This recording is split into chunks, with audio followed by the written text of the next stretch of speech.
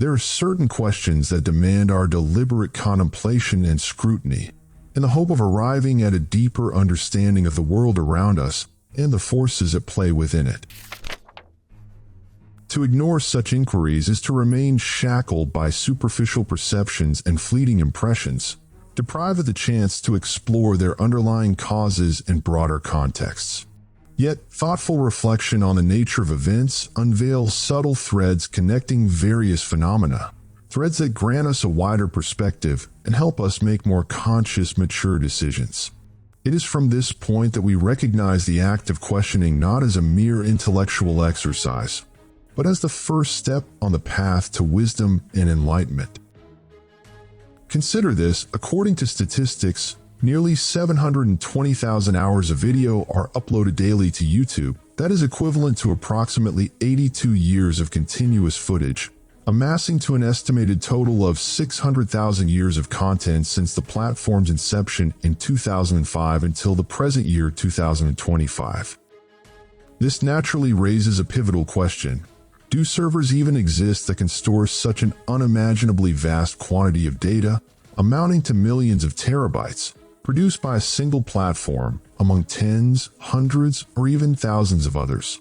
And that's not to mention the exponential growth of artificial intelligence databases and the relentless collection and storage of user data across the internet, for both commercial and non-commercial purposes, as though a global archive is being created for the entire human race.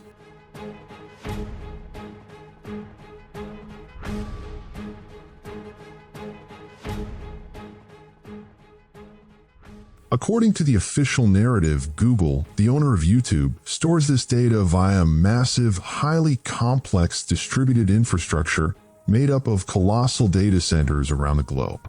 The company owns and operates dozens of these centers across multiple continents, each housing hundreds of thousands of interconnected servers working as one vast system. They rely on distributed storage technology, using systems like the Google File System, in which each video is divided into parts stored in different locations.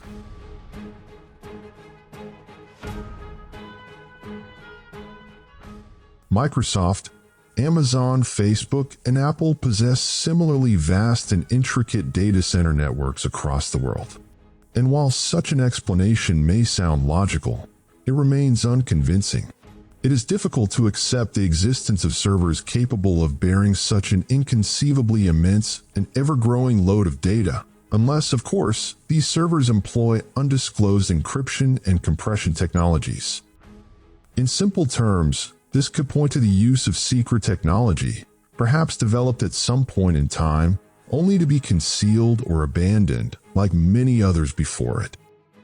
At this juncture, you may begin to sense that what has been laid out is merely the entrance to the rabbit hole, a starting point for a journey through a hidden world whose mysteries we will attempt to unravel step by step. A world of forbidden technologies, those that have been banned, monopolized, or deliberately suppressed. In our era, we are witnessing an unprecedented surge in scientific progress, the likes of which has no parallel in known history. Innovations now emerge with such frequency that they reshape life itself in brief spans of time, making it seem as though humanity is confidently knocking on the gates of the future, on the verge of a utopia promising the highest degrees of comfort and happiness. Yet troubling questions persist in certain intellectual and scientific circles. Is all technology truly made accessible? Is every inventor permitted to unveil their creations? More crucially, are the discoveries announced to the public the most advanced achievements of our time, or is there far more that remains hidden?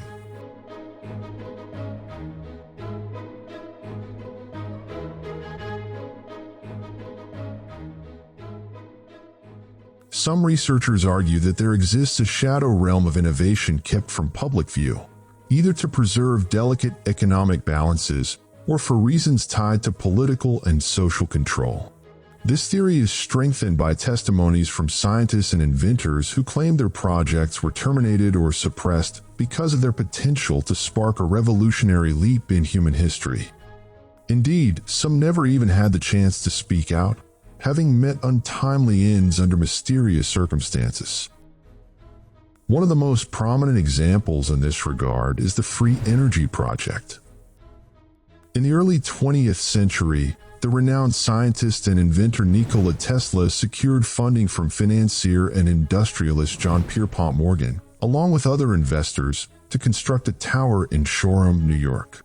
This structure became known as the Wardenclyffe Tower, and its declared purpose was to transmit wireless signals across the Atlantic Ocean.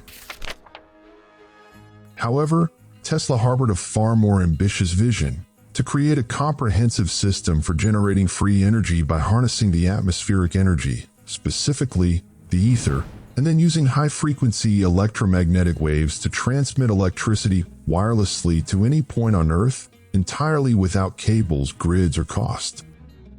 When Morgan realized the project could provide electricity to the world for free, he abruptly withdrew his support, uttering his now infamous remark, "If I can't put a meter on it, I won't invest in it." Following his lead, the remaining backers also pulled out, and the project was ultimately abandoned. The tower was demolished in the year 1917. Tesla spent his remaining years in solitude, residing in a room at the New Yorker Hotel. On January 7, 1943, he was found dead, officially due to heart failure. The very next morning, agents from the U.S. Office of Alien Property entered Tesla's hotel room and seized numerous boxes containing his research, personal notes, and scientific observations, as well as blueprints for future projects related to energy and communications. This occurred despite Tesla being a U.S. citizen, raising questions as to why the Office of Alien Property was involved at all. Subsequently, the U.S. government appointed physicist John George Trump, uncle of President Donald Trump, to examine Tesla's confiscated materials. His report concluded that Tesla's papers contained nothing dangerous or practically viable, dismissing them as mere theoretical conjectures. However, many doubted the authenticity of this report, suspecting it to be a deliberate attempt to obscure the truth and appropriate Tesla's discoveries for clandestine projects.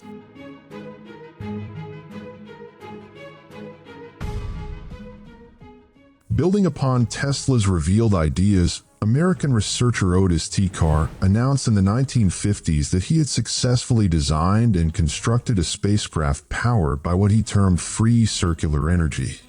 The craft was circular in shape, resembling the classic flying saucers, and operated via an electromagnetic rotation system that generated anti-gravitational force. At its core was a device he called the Neutron Electric Accumulator, a form of capacitor engineered to rotate in precise paths, producing frequencies capable of detaching the craft from Earth's gravitational pull by creating an independent energy field akin to a bubble. Carr later founded his own company in Baltimore and attracted several investors who helped him construct the prototype. However, during a public demonstration, the prototype failed, opening the door to legal accusations including fraudulent advertising and deceptive fundraising. Carr was subsequently imprisoned, his company was shut down, and all related projects were frozen.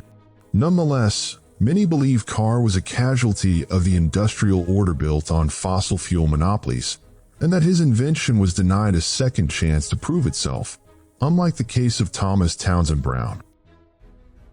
In the 1920s, decades before Carr's endeavor, American physicist Thomas Townsend Brown made a curious observation during his experiments. When capacitors were charged with extremely high voltage, they exhibited a subtle but distinct movement in a specific direction, as though attracted by some invisible force. This phenomenon was later termed the Biefeld-Brown effect, which Brown interpreted as an interaction between electricity and gravity, a discovery he believed could lead to a revolutionary propulsion system. Brown developed a disc-shaped aircraft prototype, visually reminiscent of flying saucers, which he called an electrogravitic craft. He conducted multiple tests, demonstrating the aircraft's ability to lift and move without mechanical engines or fuel. However, when he presented his experiments to various organizations, including the U.S. Air Force, the project was absorbed into what were known as black programs. Classified initiatives related to the development of advanced technologies and unconventional weaponry beyond public or even legislative oversight.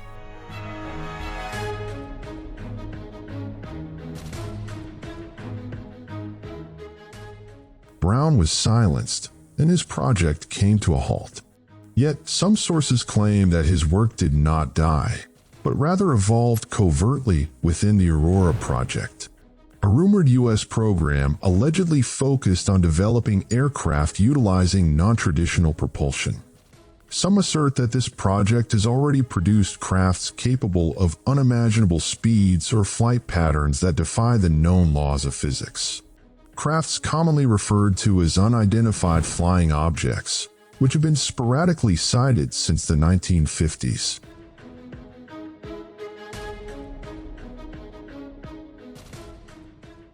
In his book Tomorrow's Energy Needs No Fuel, Arthur C. Aho presents a critical perspective on modern technology, emphasizing the urgent need to reassess prevailing energy paradigms.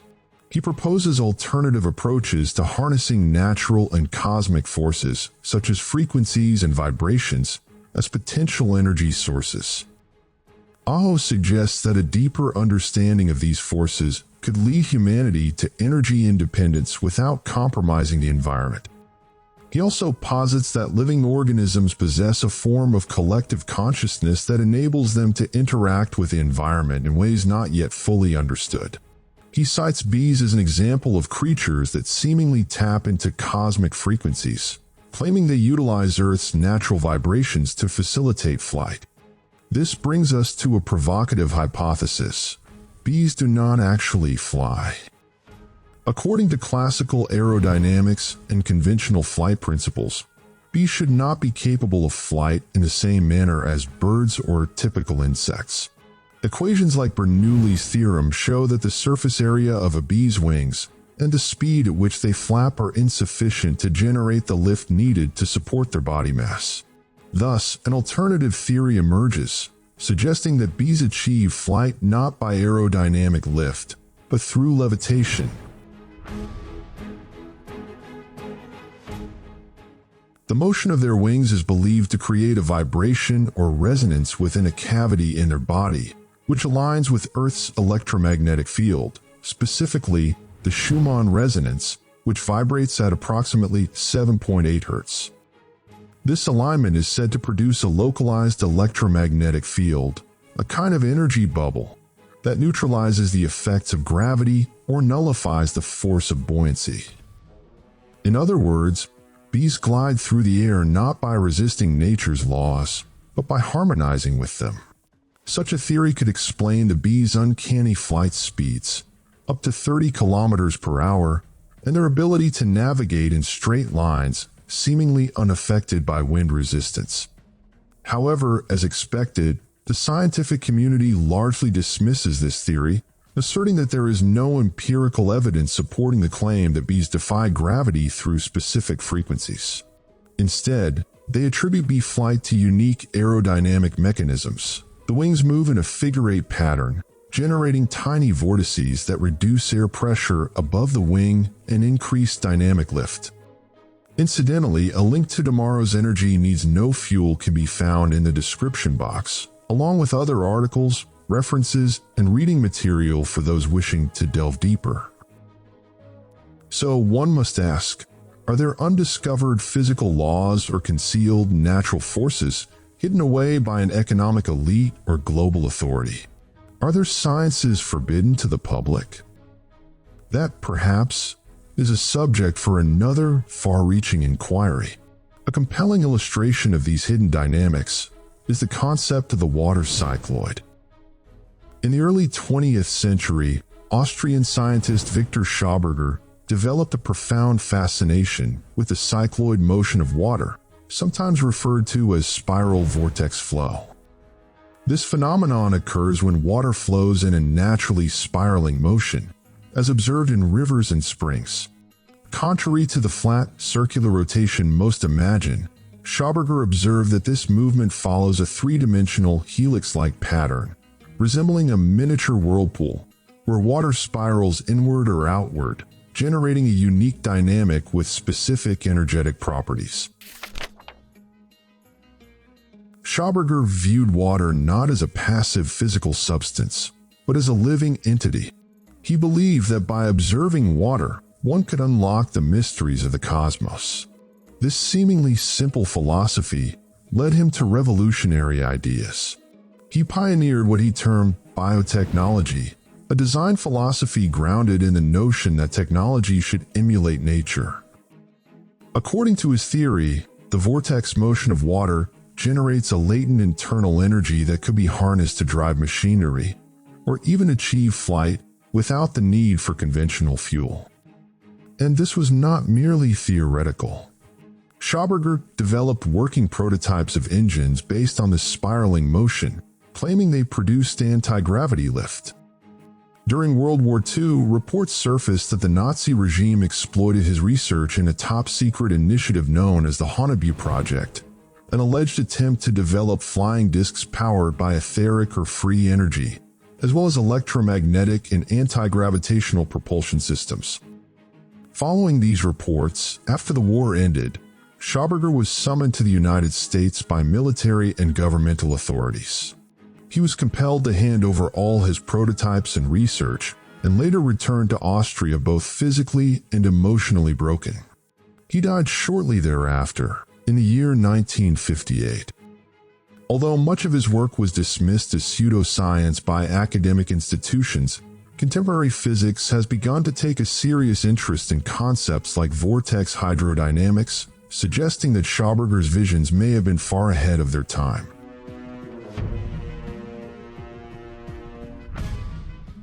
In the same vein lies one of the most controversial and enigmatic stories of modern invention, the water fuel cell. In the early 1990s, independent American inventor Stanley Meyer claimed he had developed a system capable of powering cars using ordinary water instead of gasoline. His invention, essentially a water-powered engine, functioned by splitting water into hydrogen and oxygen through low-voltage electrolysis. While electrolysis itself had long been known, it traditionally required more energy than it yielded.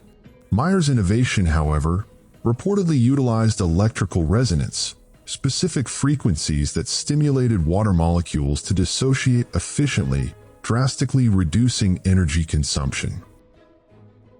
According to his claims, a small amount of water could generate significantly more energy than the same volume of gasoline. In fact, one of his water power vehicles allegedly traveled from Los Angeles to New York, a distance of approximately 4,000 kilometers, on just 23 liters of water, a feat many hailed as a scientific miracle. Meyer secured a patent for his engine in 1990. Not long after, he announced plans to launch his invention into commercial production and stated that water-fueled engines would soon enter the market. In televised interviews, Meyer recounted receiving lucrative offers from foreign governments and private entities, offers he declined, refusing to sell his invention to those who might exploit it militarily or monopolize it. But on the evening of March 20th, 1998, while dining at a restaurant in Ohio with his brother and two Belgian businessmen interested in European distribution, Meyer suddenly stood up and ran outside shouting, "They poisoned me! They poisoned me!" He collapsed moments later and died instantly. As expected, the coroner's report listed the cause of death as a cerebral aneurysm. Yet Meyer's family, particularly his brother, never accepted the explanation, firmly believing he had been assassinated. Following his death, the entire project was abandoned. His patent expired and faded into obscurity. The engine itself vanished, and despite the efforts of independent engineers and hobbyists, no one has successfully reproduced it. Speculation abounds that Meyer was silenced by powerful oil conglomerates or governmental agencies, using sophisticated methods such as neurotoxins to eliminate a threat to their interests.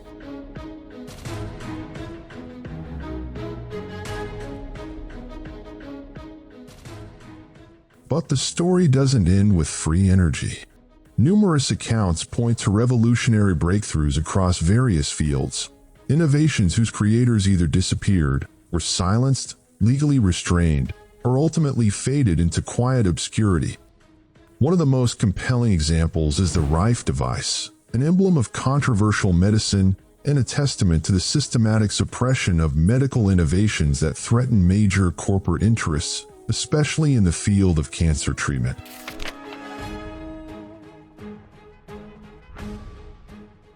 The saga begins in the early 1930s when American inventor Royal Raymond Rife unveiled a groundbreaking optical microscope capable of magnifying up to 60,000 times, an unprecedented feat. He called it the universal microscope. With it, Rife managed to observe live viruses in their natural colors, a remarkable advancement at a time when electron microscopes could only view viruses after destroying or staining them. Using this extraordinary instrument, Rife studied cancer-causing microorganisms and discovered that each had a unique vibrational frequency. By exposing them to specific resonant frequencies, he was able to disrupt and destroy these pathogens without harming surrounding healthy cells. This method later became known as destructive frequency therapy, a form of treatment that used resonance to selectively annihilate malignant cells. In 1934, a landmark clinical trial was conducted at the University of Southern California School of Medicine, overseen by a team of independent physicians and scientists. 16 patients in the terminal stages of cancer were treated using the Rife machine, and the results were nothing short of astonishing. 14 of them were cured within 3 months, while the remaining 2 recovered after a few additional weeks of therapy. Despite these outcomes, the American Medical Association refused to acknowledge the device. Dr. Morris Fishbein, then one of the most powerful figures in American medicine, spearheaded an aggressive campaign to discredit both Rife and his invention. By the late 1930s and early 1940s, Rife faced legal persecution on charges of fraud and unlicensed medical practice. He was briefly imprisoned, his equipment seized, and his laboratory was destroyed in what was widely suspected to be an act of arson. Many of the physicians who had supported or used the device had their medical licenses revoked or were subjected to threats and intimidation. In time, Rife retreated from public life, suffering repeated mental and physical breakdowns. He died in isolation in 1971, his revolutionary device buried with him in obscurity. Though its effectiveness had been demonstrated, powerful pharmaceutical interests saw to its erasure. As Barry Lyons wrote in his 1987 book, The Cancer Cure That Worked, the suppression of Rife's work remains a cautionary tale of how innovation can be silenced in the face of profit-driven agendas. These accounts are but fragments from a much longer and continuing narrative, a pattern that persists to this day. Young inventors striving to develop alternative fuels, free energy devices, or effective medical treatments often see their projects derailed.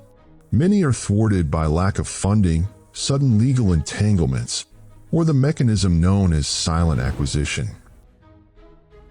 This practice involves powerful corporations purchasing breakthrough inventions only to lock them away, or acquiring fledgling startups during their infancy, effectively burying innovation before it matures. Despite the far-reaching implications of such acquisitions, they receive little media attention, as they typically occur under tightly controlled legal frameworks involving intellectual property transfers and strict non-disclosure agreements that prevent inventors from speaking publicly. Furthermore, reports indicate that some technologies are classified as national security risks, giving governments the authority to seize them or impose severe restrictions on their dissemination and commercial development.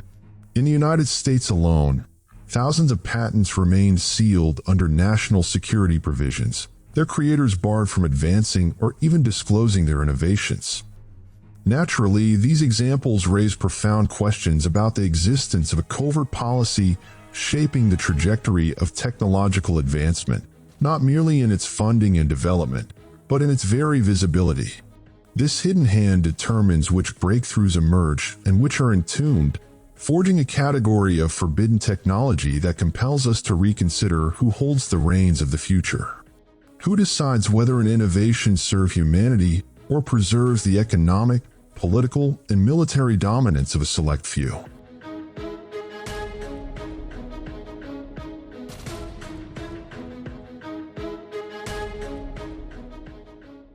By divine will, we find ourselves living in an age that witnesses, before our very eyes, an unprecedented explosion in technological innovation, surpassing anything previously recorded in known history. Technology has become the lifeblood pulsing through every facet of our daily existence, from our simplest needs to our most complex decisions. It has evolved into a dominant force, one that subtly infiltrates and reshapes human consciousness, re-engineering behaviors, redefining societal and cultural norms, and even influencing spiritual and religious values. Smartphones, social media platforms, artificial intelligence applications, and big data analytics networks are no longer mere tools.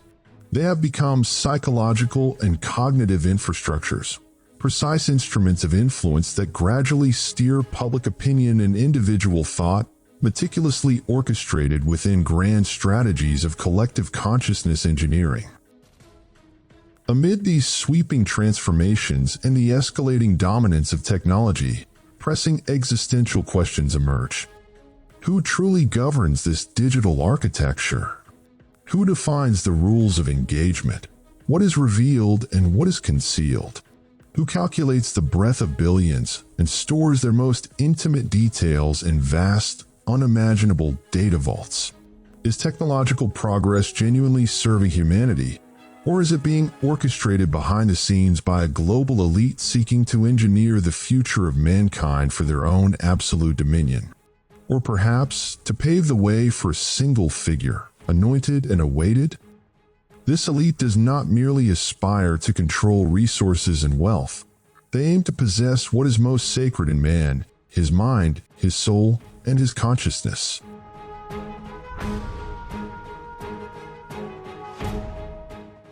In the first chapter, we unveil examples of groundbreaking inventions, potential revolutions in clean energy and modern medicine that were systematically suppressed or deliberately buried under the weight of intersecting interests.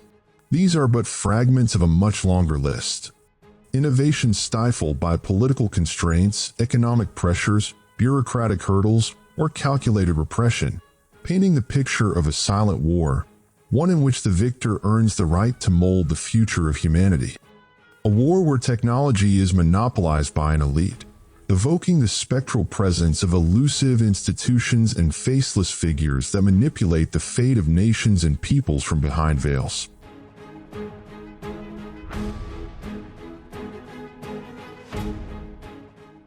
Their reach extends far beyond politics and economics, encompassing media, education, science, and every vital domain of life.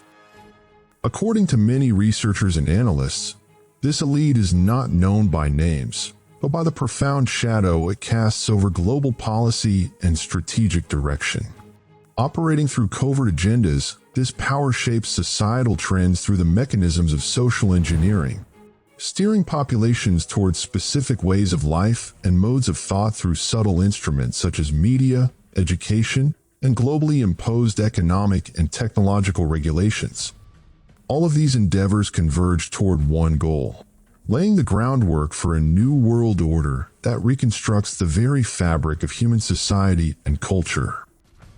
In this envisioned future, man is transformed into a digital being, perpetually connected to surveillance networks governed by technologies, especially artificial intelligence, which track and evaluate individuals based on their behavior.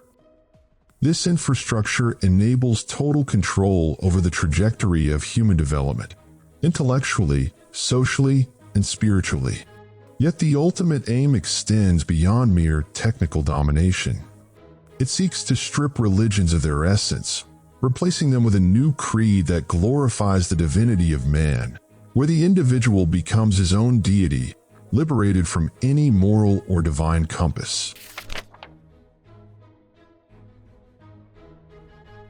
Thus, the stage is set for the arrival of the false savior, the Antichrist, who will present himself as the final solution to humanity's crises, draped in technological marvels that lend him an aura of sanctity. This reveals that the New World Order is not merely a geopolitical or economic shift. It is an existential project, one that aspires to reforge humanity itself, to re-engineer faith and perception, replacing spiritual values with digital metrics that reduce human freedom to algorithms governed by a powerful few who hold the keys to the future. Can man still claim freedom in an age where his very existence is being redesigned?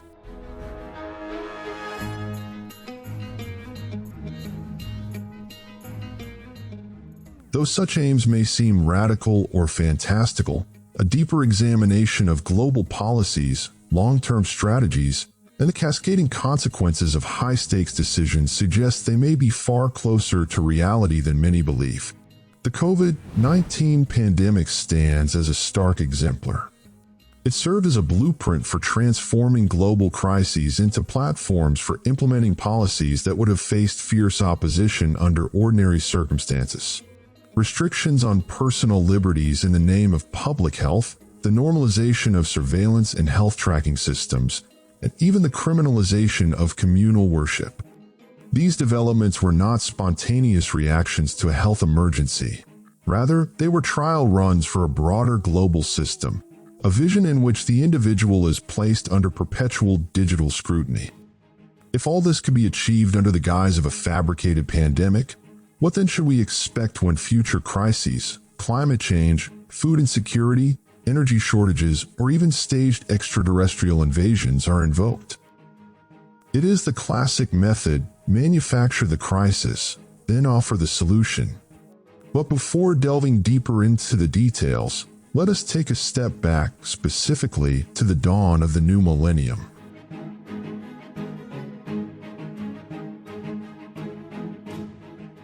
At that time, the internet and smartphones were hailed as monumental achievements that opened unprecedented horizons for humanity.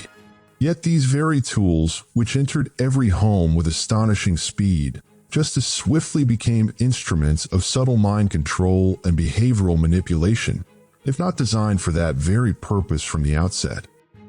Through meticulously engineered algorithms, social media applications and search engines shape the version of reality perceived by each user.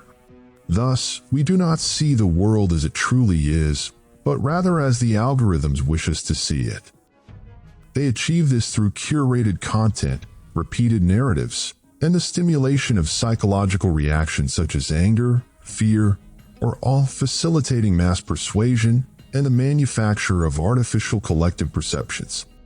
Simultaneously, beneficial content is suppressed, while entertainment and superficial distractions are amplified, elevating triviality to the level of digital narcotics that plunge the mind into a state of fragmentation and near total detachment from core issues. Consequently, instead of serving as tools for enlightenment and empowerment, social media and digital platforms have become factories of superficiality and intellectual dullness, feeding the masses a relentless stream of empty content designed to keep minds disengaged from inquiry or critical reflection. This is but one facet of a carefully orchestrated system, one in which the economic and political machinery prefers a passive, consumption-driven populace, easily guided, easily controlled. The more deeply individuals immerse themselves in trivial distractions, the less likely they are to engage with the profound questions of existence.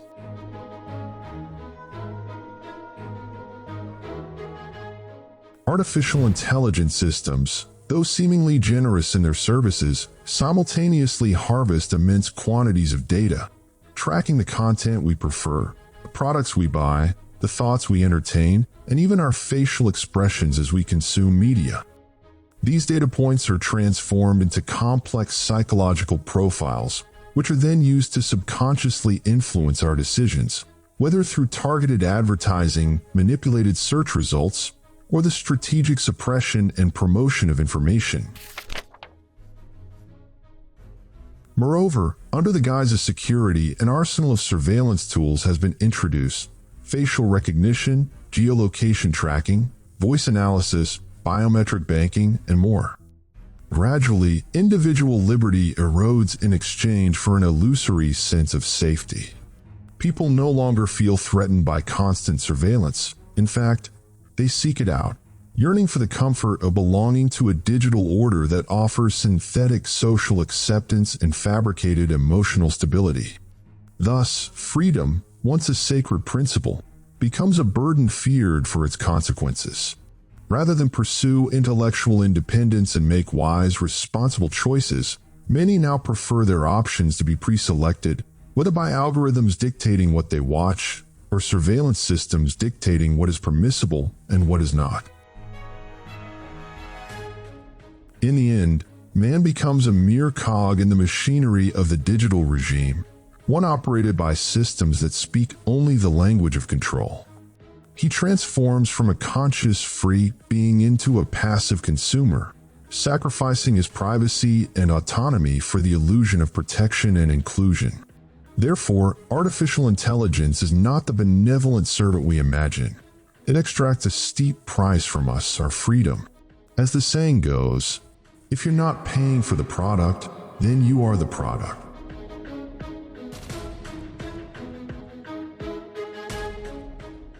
The smartphone, far from being a simple communication device, is in truth an unrelenting spy, an ever-present black box recording the full spectrum of our lives. It has become an extension of the human brain, a digital mirror reflecting the most intimate layers of the self and its deepest secrets. Every click, every word, every image, every motion, even fleeting thoughts or unconscious gestures, are meticulously logged, analyzed, and stored beyond our awareness or control. This bond between human and device is among the most perilous features of the digital age, for it places in the hands of the unseen manipulators a pliable tool for reshaping consciousness, conditioning choices, and acclimating minds to accept what once was unthinkable, not through the lens of right and wrong, but through that of what is permitted and what is forbidden. Thus we march, unwittingly, toward a new world order that bears little resemblance to the lofty ideals of freedom and progress.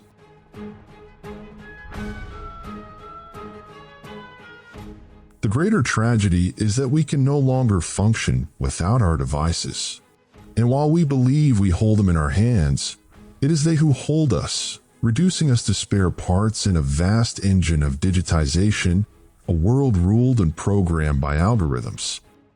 What makes this process especially dangerous is its slow and almost imperceptible progression, one that lulls us toward a digital future where the line between freedom and voluntary servitude disappears.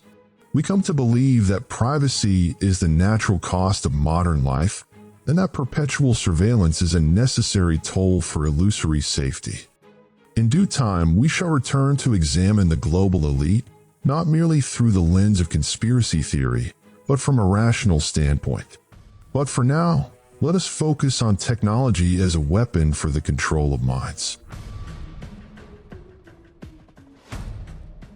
Around the mid-20th century, during the height of the Cold War, the United States endeavored to establish a decentralized communication network resilient to potential nuclear strikes from the Soviet Union. In the year 1969, the Advanced Research Projects Agency Network, ARPANET, was created as the first system to transmit data through packet switching technology. By the 1970s, the foundational protocols that would later underpin the Internet were developed. ARPANET subsequently split into two distinct networks. The first, MILNET, was reserved for military operations. The second evolved into an academic network that gradually expanded until the Internet was opened for commercial use in 1995. Since then, the Internet has become the axis around which modern human life revolves. Data has accumulated at an unprecedented rate in human history, meticulously recorded and stored in colossal servers, not merely for targeted advertising but as the gold of the digital era. For whoever holds the data holds the power.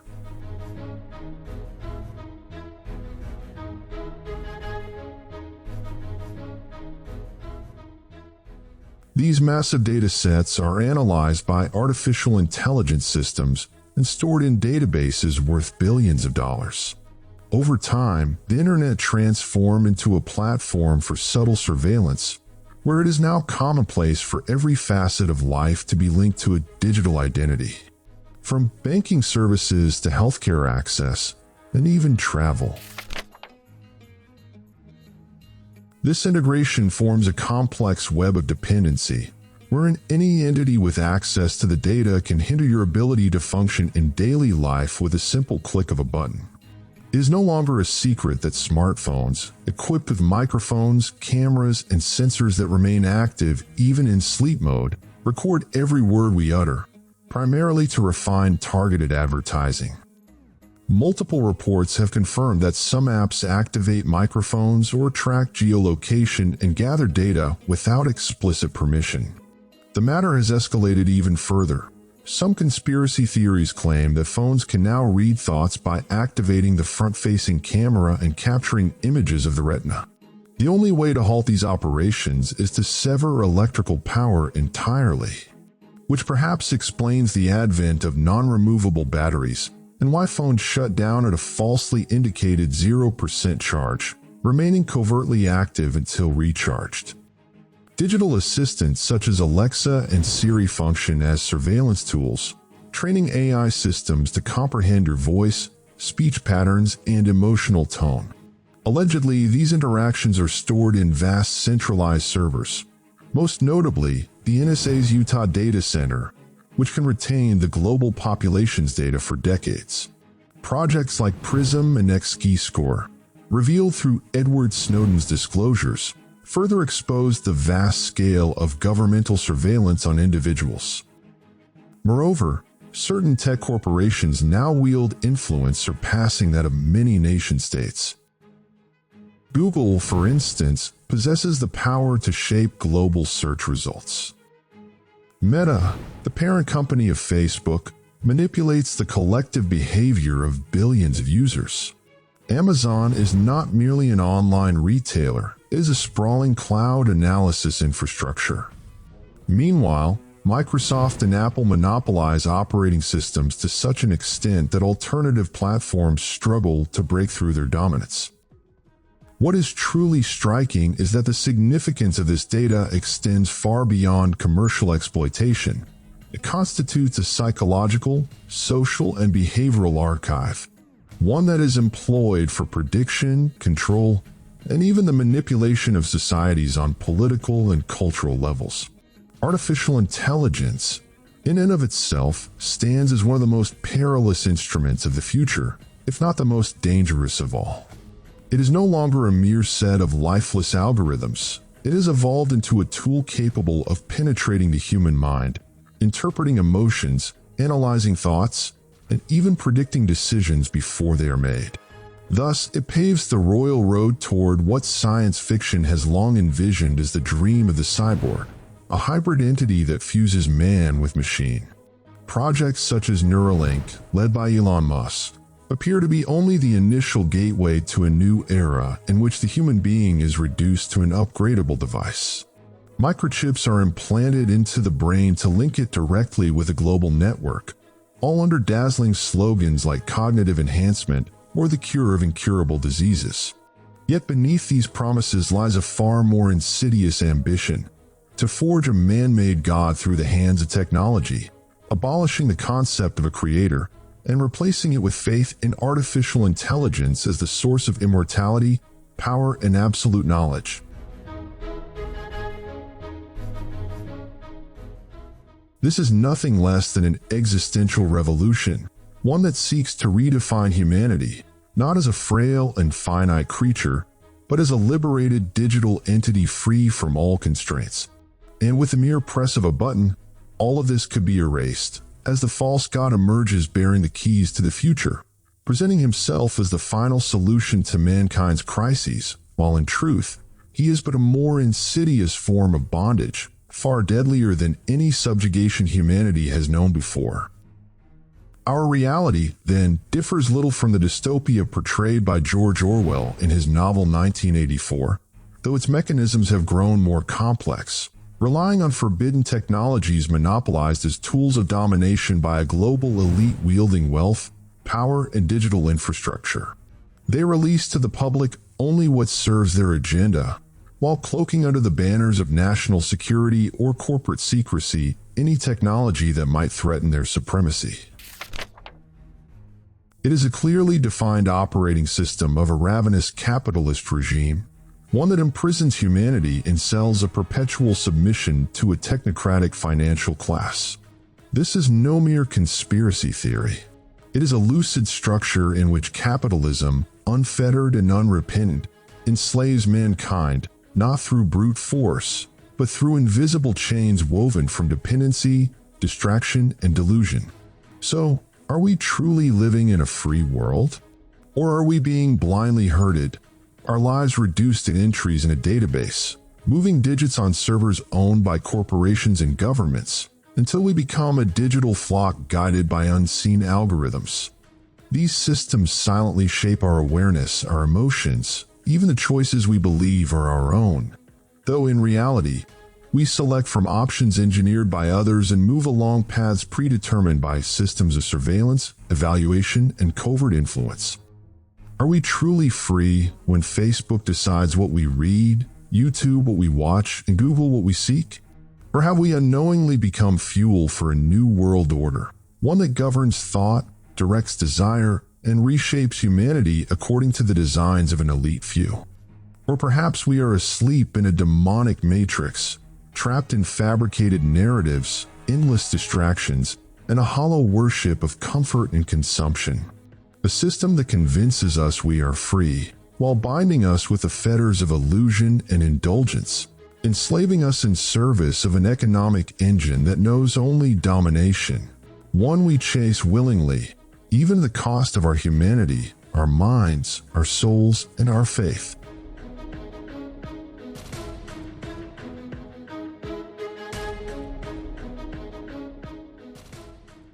Amid the rapid global transformations, political, economic, cultural, and technological, a discerning eye cannot fail to notice the escalating pattern of collective mental conditioning.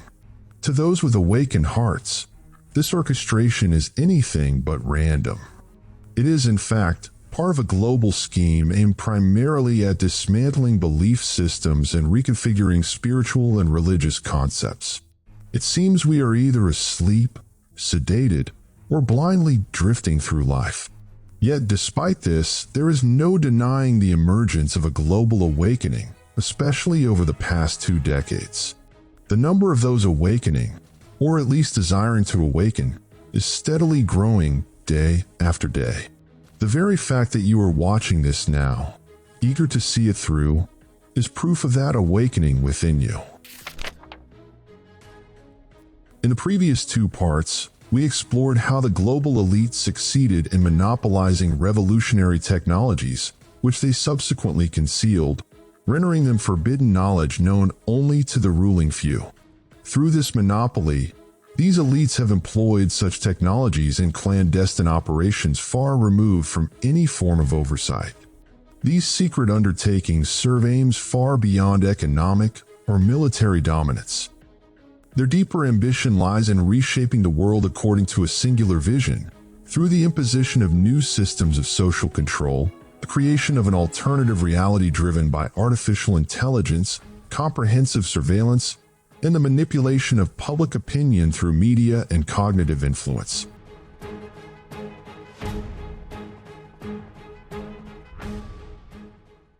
The first of these projects is MKUltra, arguably one of the most infamous and controversial programs, and one of the few officially acknowledged efforts to manipulate and control the human mind. The project was officially launched in the early 1950s, in the aftermath of World War II.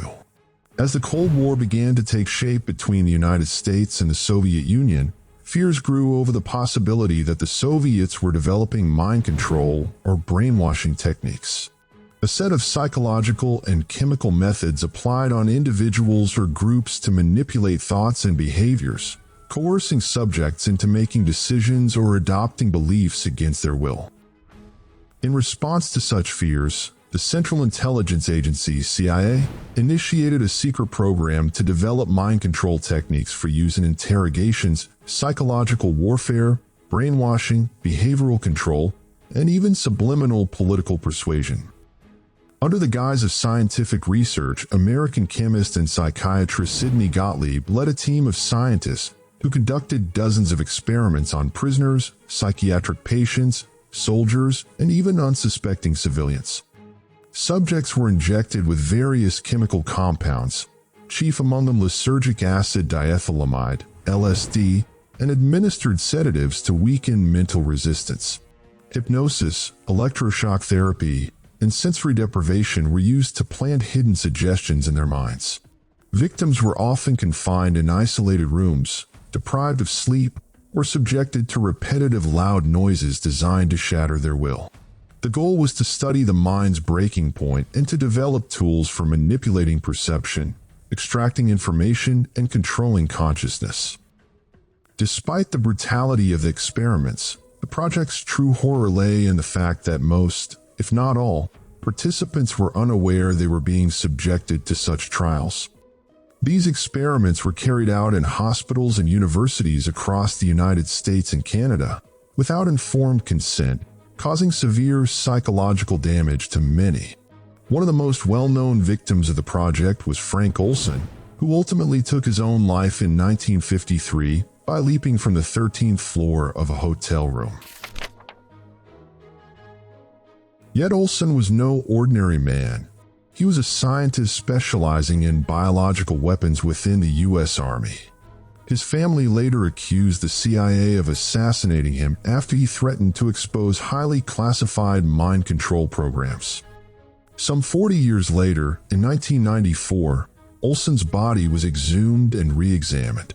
The autopsy revealed signs of blunt force trauma inflicted prior to the fall, suggesting he was likely unconscious when thrown from the window.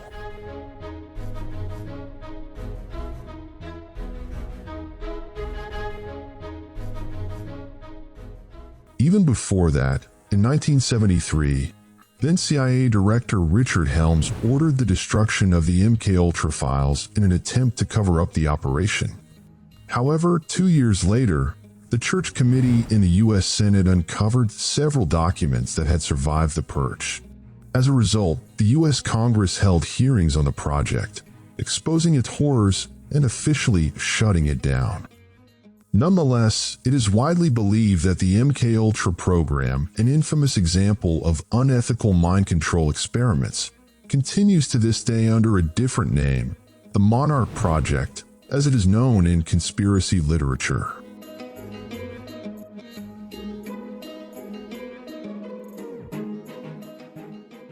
This unofficial program represents a covert evolution of psychological programming, employing intense trauma and personality fragmentation to rebuild the human psyche in a way that allows remote manipulation by programmers. The core concept of the project suggests that when the mind endures severe and repeated trauma, it dissociates from reality, forming an alternate consciousness that is highly susceptible to implanted commands. The project takes its name from the monarch butterfly, a symbolic creature in psychological circles, representing the metamorphosis of consciousness triggered by trauma, just as a caterpillar transforms into a butterfly. This symbolic thread, linking butterflies, masks, and puppets, prompts many researchers to question whether a hidden language is being used to convey messages related to mind control through the media.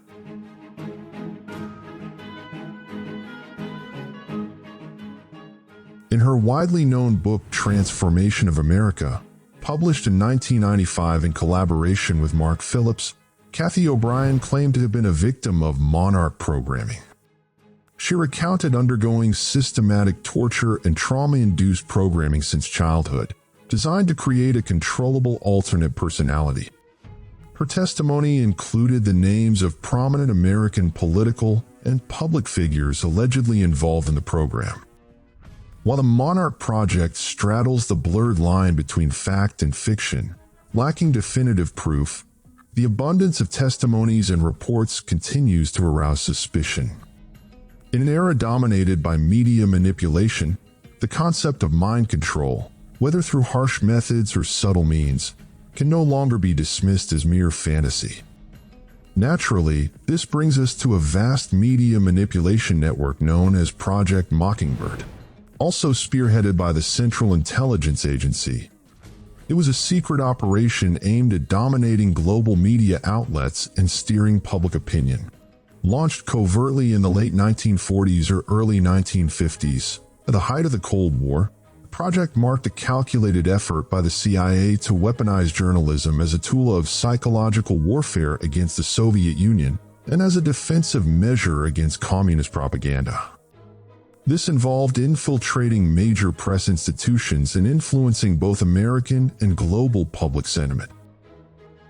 In 1977, investigative journalist Carl Bernstein, renowned for his role in uncovering the Watergate scandal, published an expose containing documents and testimonies revealing that the CIA had been financially compensating over 400 journalists, either directly or indirectly collaborating with the agency.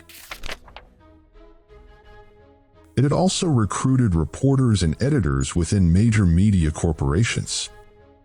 Through meticulous research, American author and historian Alex Constantine exposed how U.S. intelligence transformed journalism into a conduit for state-sponsored propaganda. He illuminated the systemic manipulation of the media through covert operations, documenting the recruitment of journalists and the corruption of news institutions to serve political agendas. This manipulation extended far beyond printed journalism, infiltrating news agencies, books, documentaries, and even film and television, all of which were either shaped or subtly guided to reinforce the image of the United States while vilifying its adversaries.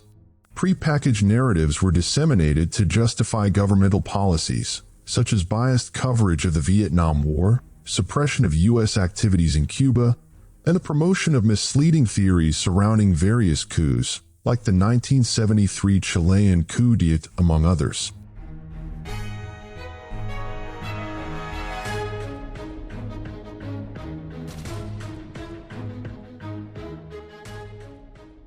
Although the term Mockingbird was never explicitly mentioned in the declassified documents revealed during the hearings of the U.S. Senate Church Committee, the investigations nonetheless pointed to a systematic effort to manage and direct media content. Following the scandal, the project was officially discontinued.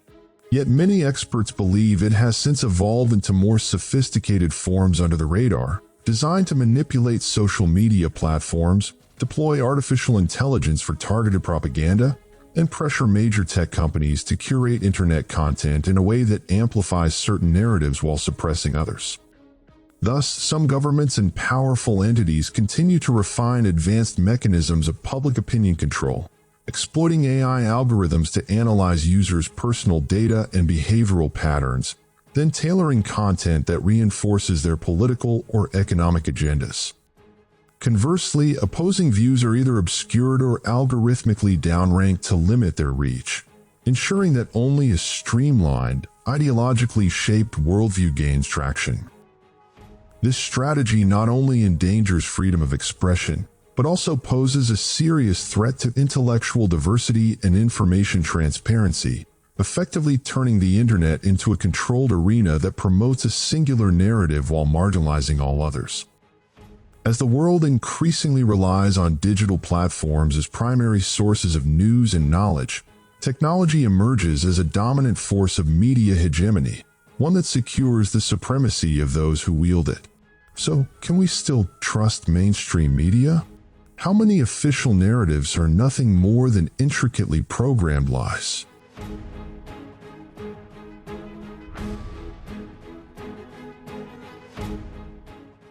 Make no mistake, we have not strayed far from the core theme of forbidden technologies. All paths lead to the same destination, and it was essential to begin with projects aimed at direct or indirect mind control, media manipulation, and a restriction of intellectual freedom, all designed to mold collective consciousness. This strategy was distilled in a single line by George Orwell in his prophetic novel 1984. If they control what you see and hear, how can you know what is true? In any case, and despite the severity of the foregoing, let us now venture into even more dangerous territory: secret technologies shrouded in darkness. We begin with one of the most infamous programs in the realm of conspiracy lore, the High-Frequency Active Auroral Research Program, HAARP. In the late 1980s, with funding from the U.S. Department of Defense and the University of Alaska Fairbanks, initial construction began on a research facility in Gakona, Alaska. It operated under the joint supervision of the U.S. Air Force and Navy in collaboration with the Defense Advanced Research Projects Agency, DARPA. By 1993, the site's infrastructure was complete and experimental operations commenced, with the official aim of studying the effects of high-frequency radio waves on the ionosphere, the uppermost layer of Earth's atmosphere, and its impact on both civilian and military communications. The broader goal was to improve long-range communication technologies and enhance missile early warning systems in the post-Cold War era. The project's main platform featured more than 180 antennas, collectively producing approximately 3.5 megawatts of high-frequency energy. Yet, in one way or another, HAARP was linked to a U.S. nuclear experiment from the 1960s known as Starfish Prime, part of the broader Dominic test series, which involved nuclear detonations in space. The Starfish Prime detonation caused significant disruption in Hawaii, including power outages and the destruction of wireless communication systems.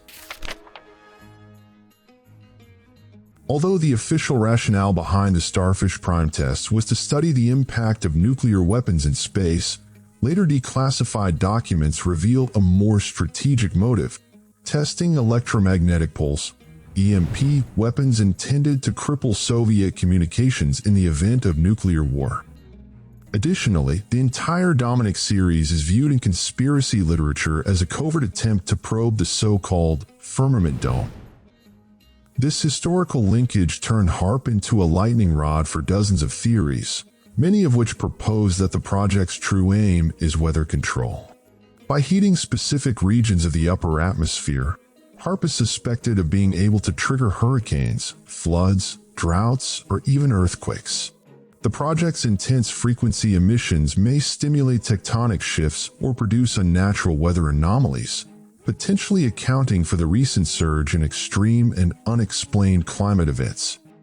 It has also been associated with major seismic disasters, such as the 2010 Haiti earthquake, the 2023 Turkey earthquake, and the 2023 Morocco earthquake. Some have ventured even further, with certain sources alleging that the frequencies emitted by HAARP's antennas may be used to influence human brainwaves. Extremely low-frequency signals, it is claimed, can reach the brain through the atmosphere or via power lines, potentially enabling control over thoughts or inducing hallucinations, making HAARP a natural successor to the MKUltra project. However, according to the prevailing scientific narrative, such assertions remain speculative, lacking definitive proof. Electromagnetic effects capable of altering brain function, according to established studies, require radiation sources to be in extremely close proximity to the body, just a few centimeters away. If that's the case, then will the mobile phones we press against our heads during calls, are they not close enough to serve the same purpose? Could their rapid proliferation have played a role in the official shutdown of HAARP in 2014 and the subsequent transfer of its operations to the University of Alaska Fairbanks, which now claims to run it for purely academic and scientific purposes? Or so they say.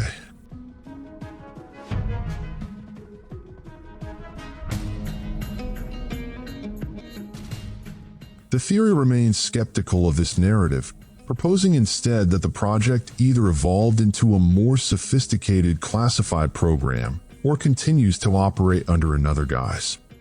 In their widely debated book Angels Don't Play This HAARP, published in 1995, researchers Nick Begich and Gene Manning unveiled a more unsettling perspective. HAARP, they argued, is not merely an academic research project but part of a clandestine plan to develop geophysical weapons inspired by the theories of Nikola Tesla. The true objective of the program, they claimed, goes far beyond studying the ionosphere. It includes orchestrating artificial climate disruptions. Later editions of the book introduced explosive updates, including testimonies about secret experiments in mind control through electromagnetic waves capable of altering neurological activity. They also warned that HAARP's technologies could be repurposed as weapons of mass destruction, able to disrupt global communications or trigger natural disasters aimed at entire nations. Though the book was met with derision by the scientific establishment, it remains a cornerstone for those questioning the official narrative, especially amid ongoing reports linking HAARP's technologies to covert military programs such as weather warfare and directed energy weapons.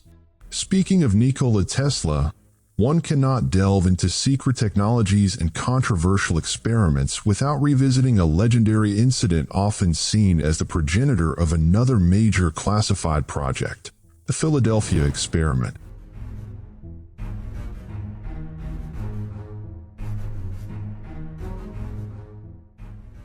In October of 1943, at the height of World War II, the U.S. Navy reportedly attempted to apply advanced theories of electromagnetism and optics to render a warship invisible to radar. Equipment based on unknown technology was installed aboard the USS Eldridge to generate an intense electromagnetic field meant to bend light around the vessel, effectively cloaking it. But what transpired allegedly surpassed all expectations. The ship did not merely vanish from radar. It disappeared entirely, only to reappear hours later at Norfolk Naval Base, hundreds of kilometers away, before returning to its original location in Philadelphia. In their 1979 book The Philadelphia Experiment, Project Invisibility, Charles Berlitz and William Moore described chilling consequences for the crew. Some sailors reportedly became fused into the ship's metal, while others suffered severe psychological trauma or lost consciousness.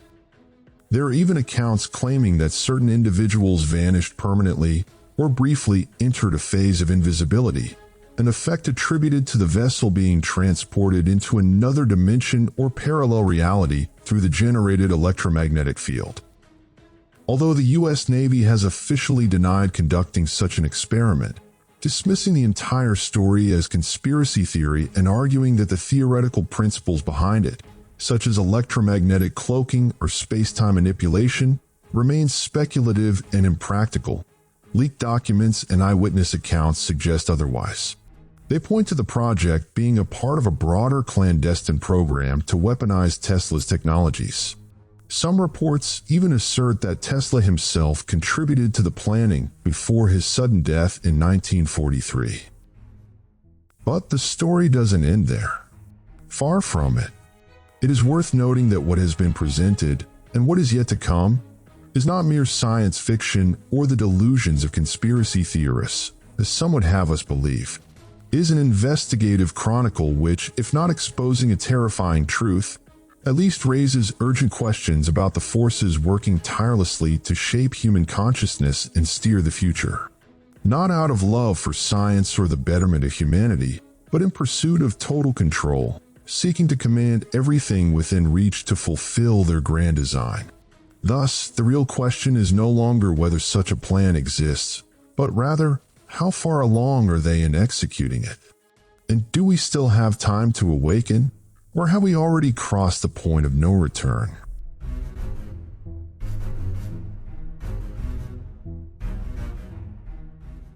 The Philadelphia experiment has long puzzled scientists and paranormal enthusiasts alike, with many believing it caused the American warship USS Eldridge to shift into another time or even another dimension. Though never scientifically verified, the incident sparked widespread suspicion and laid the foundation for research into time travel and alternate dimensions, eventually giving rise to what became known as the Montauk Project. This covert operation, developed throughout the 1970s and 1980s, was conceived as a continuation of the Philadelphia experiment, which had reportedly resulted in an unintended temporal or dimensional displacement. Driven by that outcome, researchers pursued the study of electromagnetic frequency effects on matter and time. Subsequent experiments were relocated to an abandoned military base known as Camp Hero, located in Montauk. There, former soldiers and scientists were recruited to conduct a range of classified tests, including time travel, mind control, matter manipulation, and communication with entities from other dimensions. In their book, The Montauk Project, Experiments in Time, Preston Nichols and Peter Moon reveal that scientists had successfully opened time portals, enabling them to journey into the past and future, and even to parallel dimensions, where they allegedly made contact with beings from other worlds. They also claimed to have programmed young boys, dubbed the Montauk Boys, to control the minds of others, read thoughts, and transmit mental commands across great distances using highly precise frequencies. Some witnesses recounted the sudden appearance of strange creatures during experiments that spiraled out of control, while others claimed to have encountered alternate versions of themselves from different timelines. Yet, as expected, no official documents or scientific testimonies have ever substantiated these claims, rendering the entire project more akin to science fiction. Nonetheless, believers insist that a secret collaboration exists between the U.S. government, or more accurately, the global government, and beings from other dimensions, working together to develop advanced technologies in pursuit of mutual interests. Chief among these is the controversial Project Lucifer. Allegedly carried out at CERN, the European Organization for Nuclear Research, this project aims to open portals to metaphysical dimensions and summon infernal forces.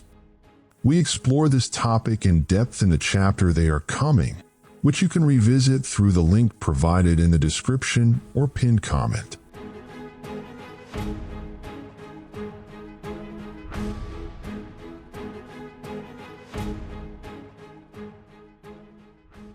What draws attention is the name Lucifer, widely known in Christian texts and Masonic symbology as the devil.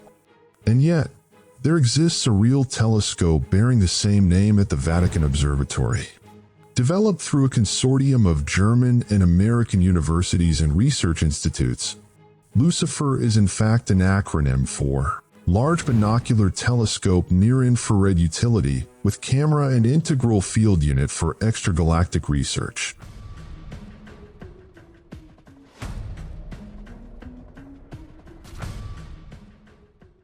According to official accounts, this sophisticated telescope was built to study distant galaxies, observe stars invisible to the naked eye, analyze cosmic dust, monitor star formation, and search for exoplanets along with their atmospheric compositions. But is it truly plausible that such a lengthy and oddly specific name just happens to abbreviate perfectly into Lucifer? Can this really be dismissed as coincidence? Is there perhaps a link between the Vatican's telescope and the deepening mystery surrounding CERN's Large Hadron Collider, a facility that, day by day, draws increasing suspicion from those who believe it's not a scientific laboratory at all, but a diabolical project designed to open gateways to hell, through which demonic forces might infiltrate our physical world, much like the infamous Trojan horse? Supporters of this theory point to the cryptic symbols displayed prominently on CERN's premises, most notably the statue of Shiva, the Hindu deity of destruction and renewal, symbolizing the cosmic cycle of death and rebirth, a theme echoed in the iconic film The Matrix. There's also the infamous video leaked in 2016, filmed in CERN's courtyard, appearing to show a ritualistic human sacrifice. Authorities later dismissed it as a parody staged by staff members. But for many, the questions remain unsettlingly open. Moreover, it has become increasingly evident that the world before CERN is markedly different from the world after it. One of the most compelling examples of this shift is the account of American researcher and author Fiona Broome. At a conference in 2009, during a casual conversation with a group of attendees, she remarked that Nelson Mandela had died in prison during the 1980s. She recalled vivid details of his funeral, the news coverage, and the global response to his passing. To her astonishment, she was informed that Mandela was, in fact, still alive at the time and had gone on to become the president of South Africa.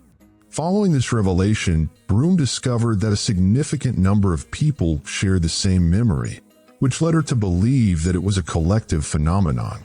She subsequently launched a website to document similar occurrences in which individuals remembered events that never happened or recalled radically different versions of actual events.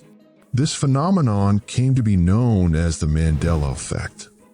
It gained widespread attention, particularly with its spread across the internet and social media platforms. It became one of the most prominent examples cited by those who believe that collective memory can be distorted.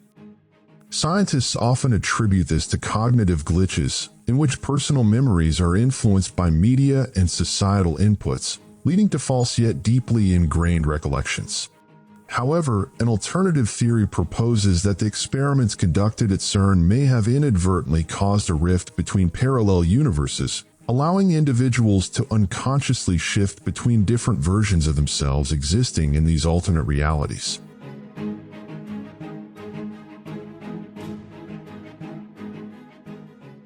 Returning to the Lucifer Project, it is often suggested that the project's name was not chosen arbitrarily, but symbolically representing, in their view, a defiance against the divine.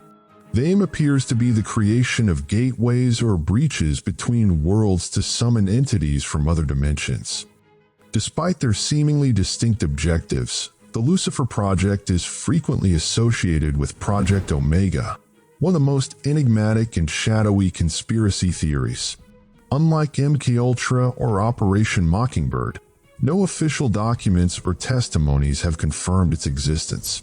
Nonetheless, Project Omega is often portrayed in conspiracy literature as the penultimate phase of the New World Order's grand design: total domination of humanity through the consolidation of governments, the erasure of national identities, the establishment of a centralized autocratic authority, and the unification of religions. Intriguingly, the project's name is drawn from the final letter of the Greek alphabet, symbolizing the end or final stage. In this context, Project Omega is seen as the endgame, the culmination of a meticulously orchestrated agenda crafted by the global elite.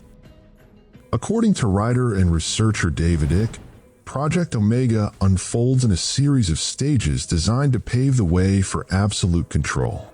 These include global financial manipulation via central banks and the International Monetary Fund, the imposition of a unified digital system, a universal electronic currency, biometric identification for every individual, and a comprehensive surveillance regime.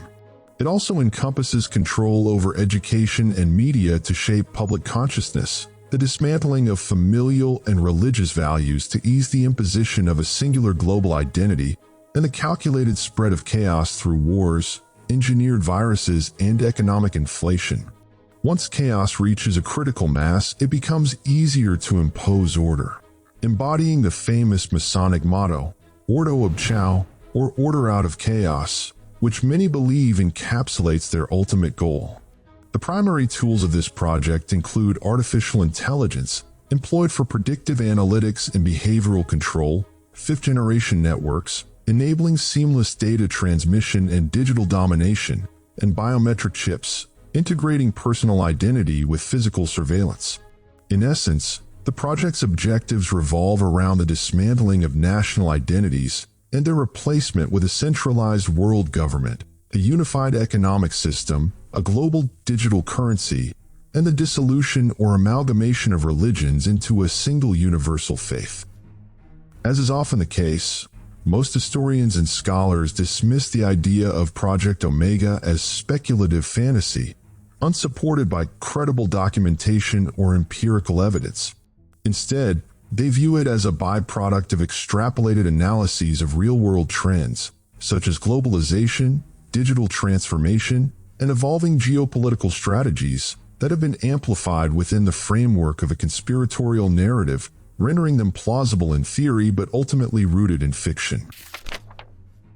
None of this, however, can be fully realized without first amassing an immense trove of data on humanity, data to be fed into an advanced artificial intelligence capable of manipulating minds and eroding their resistance, preparing them to believe what will be presented by the so-called crowning jewel of the infernal plan, Project Bluebeam. This project first emerged in the public sphere during the 1990s, introduced by Canadian journalist and writer Serge Monast, who claimed that NASA, in collaboration with the United Nations, was orchestrating an elaborate plan to deceive humanity. By using advanced technologies such as holography and three-dimensional sound, they aimed to fabricate an apocalyptic illusion, exploiting fear to unite mankind under a single world government, one political system, and a unified religion. The project is said to unfold in several stages. It begins with the destruction of the global financial and scientific structures through artificially induced earthquakes, man-made disasters, or electromagnetic bombs designed to cripple all electronic systems and plunge the world into paralysis. Another phase involves the reassessment of religious and historical understanding through the discovery of falsified archaeological artifacts, intended to undermine traditional beliefs and reframe them with non-divine origins, linking them, for instance, to the Anunnaki and similar myths. This would culminate in an awe-inspiring celestial spectacle where holographic projections of prophets, deities, and messianic figures appear across different regions of the world, speaking in local languages and calling for a unification of faith under a single global religion. Simultaneously, technologies would be employed to transmit frequencies directly into the human mind, leading individuals to believe that a divine entity is speaking to them personally. Ultimately, the project is said to trigger extraordinary or terrifying scenarios, such as a staged alien invasion or a mass abduction by extraterrestrial beings, crafted to convince the global population of the need for a unified front to save humanity, thereby justifying the imposition of a new world order. Naturally, this scheme is said to rely on forbidden and classified technologies, advanced space-based holographic projectors, electromagnetic weapons, and devices capable of broadcasting auditory frequencies over unknown wavelengths, possibly via structures like HAARP towers, to manipulate human neural networks. It is worth noting that Serge Monast, the first to expose the project, died in 1996 under mysterious circumstances that remain the subject of speculation. Just like other figures such as Philip Schneider, Frank Olson, and David Kelly. These individuals, pioneers in revealing hidden scientific and political truths, were developers of transformative technologies, might have sparked revolutions in human advancement had their discoveries not been silenced and sequestered by the global elite.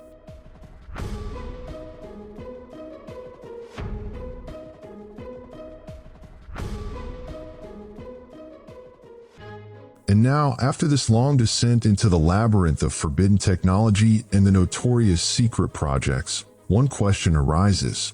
Have you noticed the common thread linking them all? The manipulation of the human mind? Indeed, the mind is both the source of strength and the point of vulnerability. Whoever controls it can reshape reality itself, dictating thoughts, beliefs, and perceptions, reprogramming human consciousness to accept imposed narratives, policies, and ideologies without resistance. Through this, choices are no longer freely made, but carefully engineered within invisible boundaries, turning individuals into obedient cogs in a colossal machine orchestrated from the shadows. But it goes beyond mere control. The dominion over minds grants its wielder an intellectual and psychological supremacy that transcends borders, politics, and even religion. It plants the idea that reality is nothing more than what is shown through filtered education systems, manipulated media, and engineered digital environments, trapping consciousness within a fabricated world utterly detached from the real one. From this perspective, the global elite understand that the swiftest path to dominion is not paved with tanks and armies, but with screens, schoolbooks, and pharmaceuticals. Through soft warfare that seizes the keys to the mind, they redraw the boundaries of thought, construct collective visions of the world, and breed generations who unknowingly exalt invisible tyrants, simply because the instruments of tyranny are not force, but persuasion, repetition, and programming.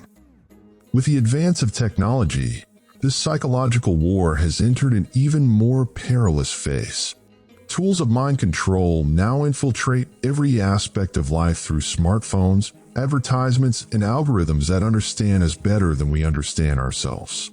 Thus, this is no longer the era of traditional propaganda or primitive psychological tactics.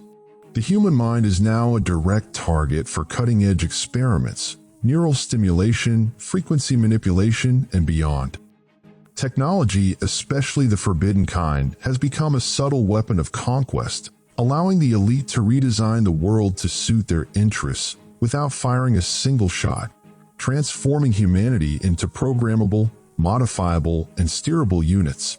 More chilling still is the realization that those behind this system are not content with reshaping the present.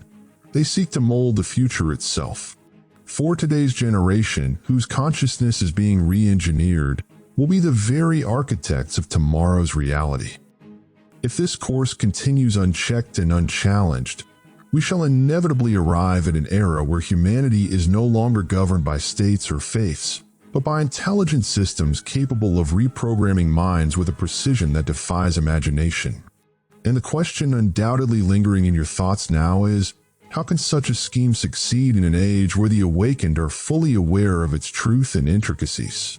When the alleged alien armies appear, or the figures of prophets are projected in the skies, they will recognize them as nothing more than counterfeit holographic displays and will cry out to the world, urging it to unmask the deception. Even if most people fall prey to oblivion, the cry of the awakened will form a kind of resistance, albeit against a plan that faces no real resistance, for it relies on its architect's mastery of humanity's innate capacity to forget, a forgetfulness that allows secrets and events to vanish from memory with time. This is precisely what is foretold in the words of the Prophet Muhammad, peace be upon him, that the Antichrist shall not appear until people cease to remember him and the preachers no longer speak of him from the pulpits. Thus, the true strength of this plan lies in drowning collective consciousness in a sea of distraction and forgetfulness.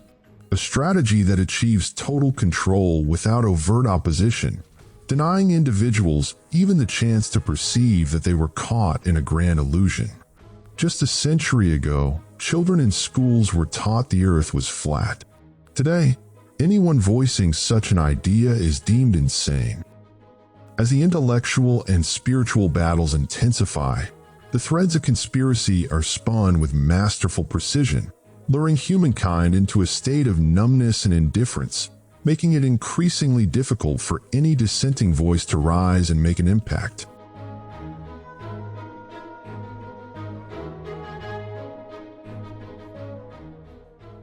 Hence, despite its occasional fragility, collective awareness remains the most potent weapon against such schemes. That is why it is relentlessly targeted with a barrage of misleading and repetitive messages, deepening the disconnect from reality, polluting minds with corrupted ideas, and weakening the ability to discern truth from illusion, rendering resistance, even among the enlightened, both marginal and feeble. Over time, societies begin to fracture between those who perceive and resist and those who remain steeped in oblivion, fostering a state of cognitive and social chaos that enables these hidden masters to subtly rearrange the deck, seizing moments of confusion and vulnerability. Accordingly, the only viable path to confront this scheme lies in enlightening the individual and cultivating a collective, discerning awareness, a fortress no one can penetrate. A fortress whose foundation is critical thinking, patience, and the refusal to be swept away by media-induced chaos. It is built through training in information analysis, constructive skepticism, and the pursuit of diverse, credible sources that explore consciousness, science, critical thought, and history to shape a deep, unbiased understanding, alert to the subtle shifts in the surrounding reality and the signs it bears. For noticing the smallest detail may unlock the entire picture. So too must we maintain emotional and spiritual balance. Practices like meditation, or any pursuit that fosters mental clarity, enhance one's ability to perceive and resist deception. Awareness is never complete without drawing near to the Creator. He is the true stronghold, the unfailing path to freedom and deliverance from both spiritual and intellectual enslavement. Otherwise, the game will go on until the balance of power tilts entirely in their favor, and resistance becomes a forgotten dream, for the true battlefield has become the very consciousness of humankind. Either we reclaim sovereignty over our minds, or we yield to an age in which the human being is no longer a free soul, but a programmable digital product. In an era where all standards are erased, and technology is harnessed to distort perception and shape behavior, anchoring ourselves in God resets the compass toward truth. And we hold with unwavering certainty that the schemes of the forces of darkness, no matter how cunning, are but as feeble as the plots of Satan, and that the plan of God is inevitably supreme.